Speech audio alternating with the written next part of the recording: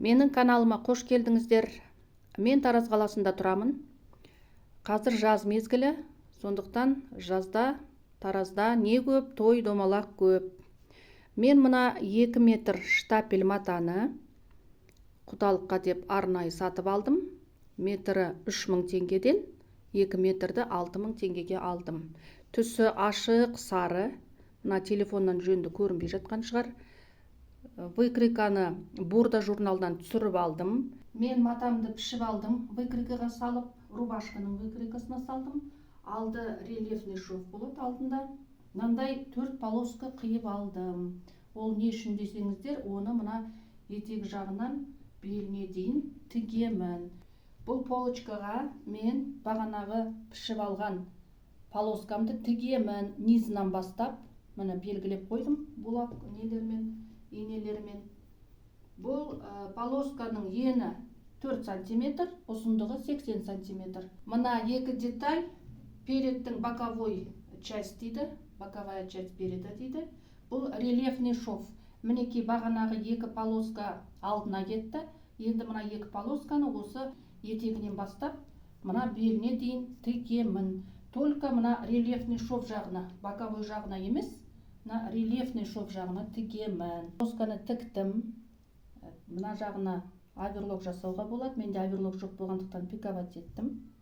Зигзаг жасадым. И мынау тіккеннен кейін мына жағына 0,1 сантиметр, чтобы мынау полоскам жақсы жату үшін строчка бердім. Сөйтіп үтіктедім. Так, бұл боковая часть, ал мынау перед. Міне передке де тура солай обработка жасадым. Мінекей передний частьқа боковая частьті иненің көмегімен түйреп қойдым. Полоскаға дейін мен бұлай түйреп қойдым. Так, енді бір ноны көрсетейін сіздерге.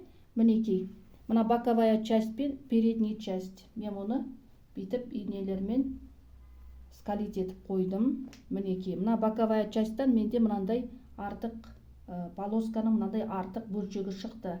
Мен қазір мынаны тігемін. Мінекей, мынау рельефный шовты бүйтіп тігемін. Сөйтемін да мына полоскаға дейін әкеліп, где-то 1 сантиметр мына полосканы захватить етемін. Сөйтіп закрепка беремін. Ал енді мынау лишний, боковая частьтан шыққан лишнийді, оны мынау шовтың бойымен былай қиып тастаймын. Мына передтің боковая частьтан міне мынанша артық шықты. 6 сантиметрдей. Мен осы артық шыққан жерін қиып тастаймын. Лишнийді алып тастадым. Мынау менің спинкам. Спинкамның бетіне полочканы қойдым. Мінекей полочканың мынау разрезы, мына боковой шовы, мінекей. Бұның бәрін инемен түйреп қойдым. Мынау плечевой шов, оны да инемен түйреп қойдым. Так, передтің алдына мінекей 3 сантиметр дублерин жапсырдым. Сөйттім да оны бұлай қайтардым. Бұл менің түйме қадайтын жерім. Рукаваларын тігіп қойдым. Рукаваларым на манжетте болады. Манжеттерін содан кейін тігем. Пока мыналарын дайындап қойдым. Воротникті пішіп алдым. Мінекей на 0,5 сантиметр где-то на припуск. Өйткені в готовом виде осындай болу керек. Воротник на дублерине. Мынау бірақ деталі. Так, на стойкасы, воротник на стойке точно так же. Мінекей на дублерин жапсырамын. И 0,5 на припуск пішіп алдым. Мен воротнигімді дайындап алдым. Мінекей. Екі жағына да дублерин жапсырдым. Өйткені бір жағына ғана жапсырып едім, өте жұқа болып кетті. Өйткені матам штапель ғой. Енді бұл верхний воротникті мынау центрін тауып алдым. Міне бүйтіп бүктеп, тура центрін тауып алдым. Сөйттім да бұған ине қадап қойдым. Так, енді мынау стойкасын точно так же центрін тауып алдым бүйтіп. Мінекей, бұған да ине қадап қойдым. Мінекей. Енді осы центріне келтіріп, міне бұлай сөйтемін да бір строчка беріп шығамын. Мінекей. Стойкадан мынанша қалады, мынанша. Ол қалу керек по закону. Мен основной воротникті стойкаға тіктім. Мінекей, центріне келтірген кезде екі жағда бірдей болып шығады. Мінекей, екі жағда бірдей болып шықты. Менің стойкам бір ақ қабат. Мінекей, сондықтан енді бұл стойканың екінші қабатын тігу үшін мен мынандай матаға тоже дублерин жапсырдым. Енді тура осы шовтың бойымен строчка беремін. Мінекей мына бұрыштан бастаймын. Основной воротникті стойкаға тіктім. Мінекей.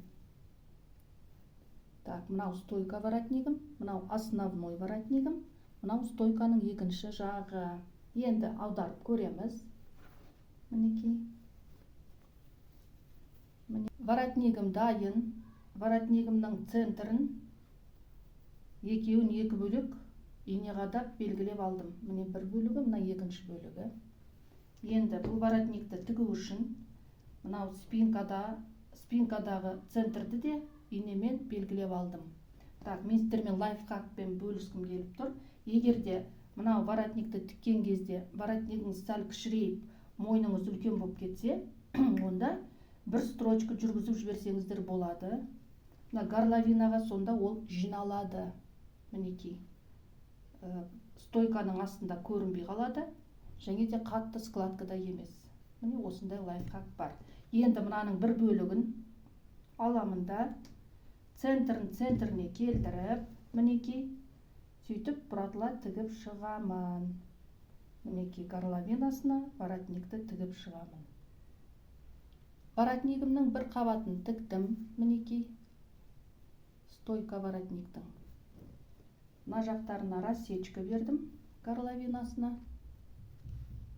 Ендігі кезек, мына екінші жағын стойканың аккуратно қылып, бүйтіп қайтарып, строчка беру. Ендігі кезек, мына рукавалардың манжетін тігу. Мінекей, ол үшін екі детальдан дайындап қойдым, дублерин жапсырдым. Бұл манжеттердің ені болды 8 сантиметр, ал бұлай 24 сантиметр болды. Манжеттің шетін тіктім, мінекей, мынандай болды. Енді бұл манжетімді бұлай аударамын. Дайын манжет болды. Рукаваның низі тігілді, мынандай болды. Обработать еттік низін. Мінекей, аударған кезде мынандай аккуратный болып шықты. Енді бұл рукаваны проймаға иненің көмегімен түйреп алдым. Мінекей. Енді бұны проймаға тігемін. Тағы да сіздерге бір лайфхак. Егерде мынау рукаваның мына жағы үлкендеу болса, сіздің мынау проймаңыз кішілеу болса, онда сол рукаваның бойымен мінекей осылай түйреп, осылай тіксеңіздер болады. Жеңін тіктік. Мінекей, енді мына проймада міне мынанша лишний нәрсе қалды. Енді осыны жеңінің бойымен қиып тастаймын, сонда аккуратно болады. Мен жеңін обработать еттім, проймасын дегенім. Мінекей, енді жеңім ұзын болып кеткендіктен мен жеңін бұлай закрепка бердім жеңіне. Егерде бұл да лайфхак сіздерге, егерде мынандай сияқты манжеттер ұзын болып кетсе, онда өстіп қайырып, мына жағына бүйтіп закрепка берсеңіздер, әдемі болып ұстап тұрады. Мінекей. Жеңіміз мынандай болды. Міне. Мынау менің разрездерім алдындағы. Мінекей. Осы разрездерді мен енді мынандай паутинамен обработать етемін. Обработать еткенде бұл паутинаны мен мына разрездерді осы паутинаның көмегімен полочкаға жапсырамын. Оны енді бәрі білетін шығар.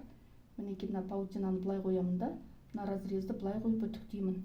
Сонда ол жабысады. Если что, бұл паутинаны низына да жапсырып көрем. Мен абайкамды тігіп біттім. Алдына петля ұрдым, 8 түйме қададым, аралары 7,5 сантиметрден болды. Және низін обработать еттім. Низына зигзагпен обработать еттім да, оған паутина жапсырдым. Тура алдындағы разрез сияқты болды. Өте аккуратно болып шықты. Мен енді абайкамды жағын жерден көрсетейін. Мойын жағына петля ұрған жоқпын. Өткені некрасиво болатын болды. Петлясын мына жақтан бастап ұрдым. Мінекей, мына түймелері алды. Рельефный шов, арты прямой, жеңі ұзын, штапель мата 2 метр. Мен абайкамды құдалыққа кидім. Светлый брюкимен әдемі комплект болды. Өзіме жақсы жарасты. өте әдемі болып шықты. Маған қатты ұнады. Сіздерге де ұнаса, лайк басуды ұмытпаңыздар. Көріскенше.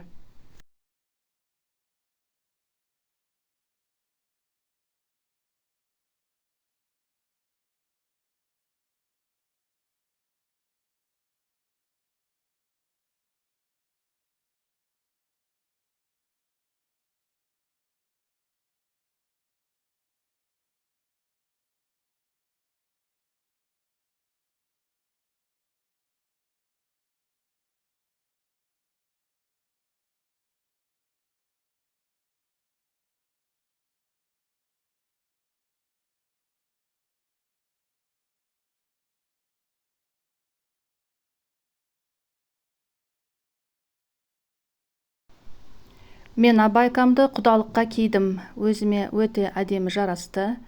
Өзіме қатты ұнады. Денеге салқын, жаздың күні нағыз киетін киім екен. Сіздерге ұнаса, лайк басуды ұмытпаңыздар. Көріскенше сау болыңыздар.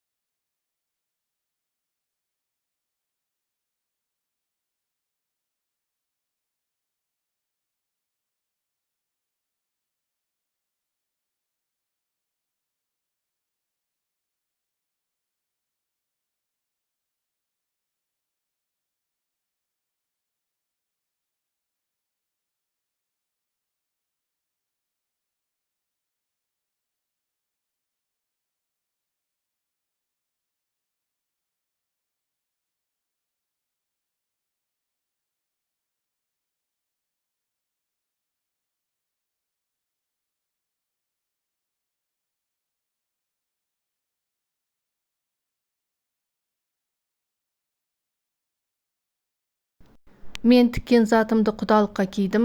Светлый брюкимен кидім. Жақсы комплект болып шықты деп ойлаймын. Өзіме қатты ұнады. Ал енді сіздерге ұнаса, лайк басуды ұмытпаңыздар. Көріскенше сау болыңыздар.